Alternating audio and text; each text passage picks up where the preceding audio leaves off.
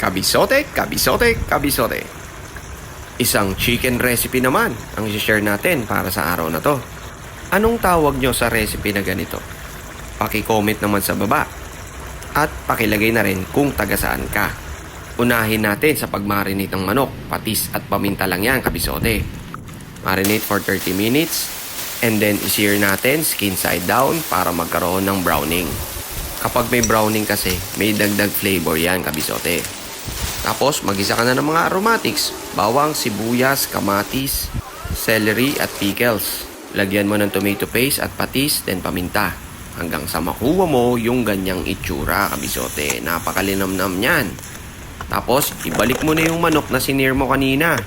Lagyan mo ng isang basong tubig, takpan, pakuluan for 30 minutes. Kapag malambot na yung chicken, lagyan mo ng konting brown sugar, ilagay mo yung carrots, imekos-mekos mo lang. Simmer for another 10 minutes.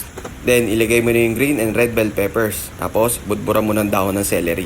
O, ayan, kabisote. Ayos na yung chicken recipe mo. Ganun lang kasimple at kadali.